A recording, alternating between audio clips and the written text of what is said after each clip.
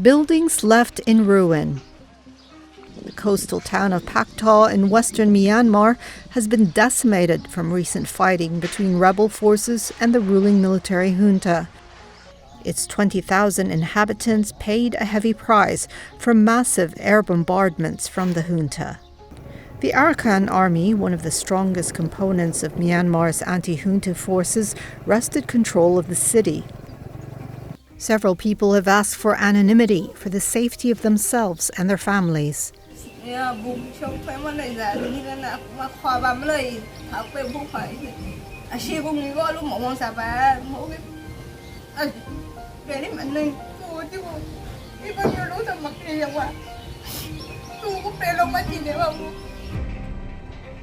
In the country's southeast, other militias captured the major border city of Myawaddy, but quickly lost control a few days later. For every loss, though, the rebels have made gains. The junta has ceded direct control of over 86% of its territory since the start of the conflict in 2021, according to the watchdog's Special Advisory Council for Myanmar. As the country remains mired in conflict, is there a way out of Myanmar's civil war?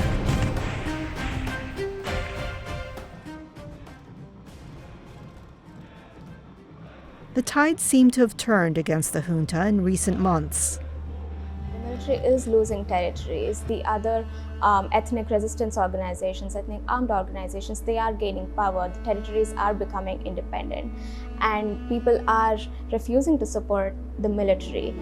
There is another entity, the National Unity Government, that has democratically elected representatives who are willing to, who should be recognized as the legitimate government. So there is hope. There is hope for Myanmar to become democratic again. Myanmar's military staged a coup against the country's democratically elected government in February 2021. Since then, General Min Aung Hlaing has ruled over the country through the State Administration Council. After a brutal crackdown on civilian protests, militias loyal to the overthrown government, the People's Defense Forces, rose up in rebellion. Meanwhile, various ethnic groups like the Karen people in the south have launched anti-junta campaigns across the country.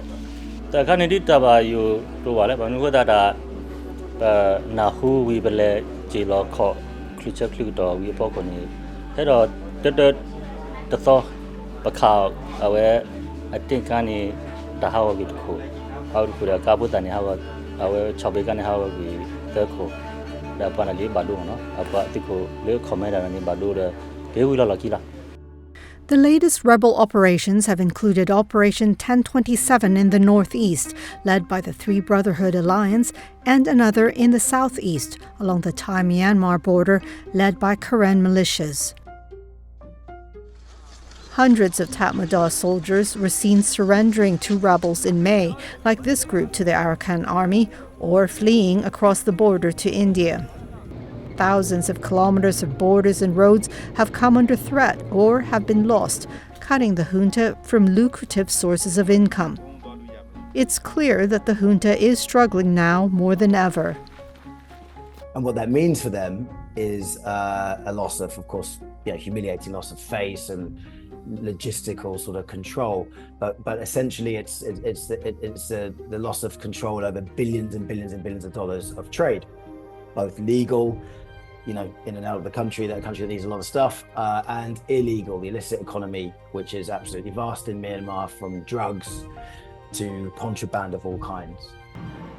While the military remains in control of the Burmese heartlands and the country's major cities of Yangon and Mandalay, it has been forced to adopt drastic measures to ensure its survival. Hard to say that they have any limits right now because it's been 3 years since the coup and they are showing no signs of reducing it. In fact, they're forcing people to join the military to fight for them and fight against the people of their own community. The military government enacted conscription in February 2024, forcing young people aged 18 to 35 to join the Tatmadaw with the aim of enrolling 60,000 people every year. And this has had a deep impact on the young population in Myanmar. we have seen that there's been an exodus of people who've been wanting to flee the country to evade these orders, to evade these conscriptions, because what we have documented is that the military soldiers are basically ending up at the homes of many of these young people and forcefully picking them up and taking them to trainings where they're asking them to hold guns and, do forced labor for the military.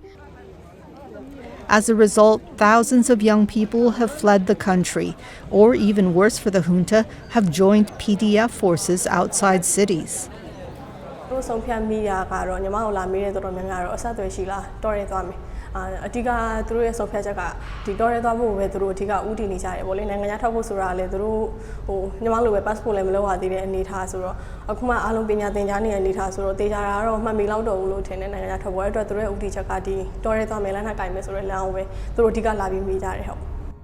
Many have tried entering neighbouring Thailand, either by a now rarely issued work permit or by illegally crossing the 2,400-kilometre-long border.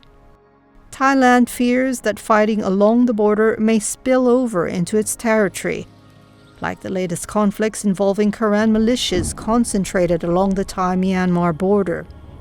The kingdom has also been forced to respond to an influx of refugees fleeing violence or conscription.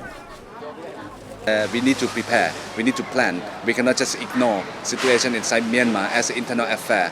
The non-interference policy should not be taken serious as a priority. The previous Thai government, led by former General Prayuth Chan-o-cha, had long been seen as cooperative with the Tatmadaw. Chan-o-cha himself seized power in 2014 thanks to a military coup. So there's a natural sort of ideological alignment between the two sort of military-run countries, but there are deeper background relationships between very senior generals on both sides of the border that stretch back many, many decades. But Thailand's current Prime Minister, Srettha Thavisin, seems to envision another path to peace.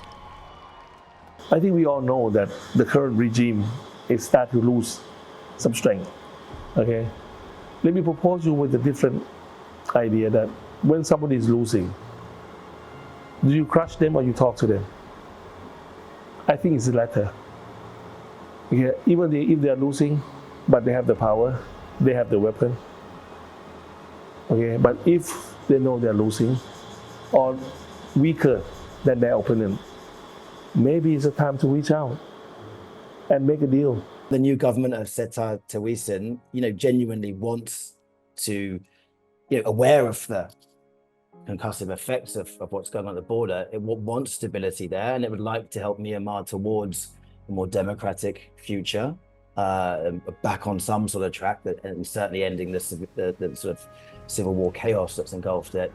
But ultimately, the Tatmadaw has shown it's willing to sink the country into as big a hole as is necessary to survive. So whether Thailand can expect to rightfully exact any leverage over them is another question.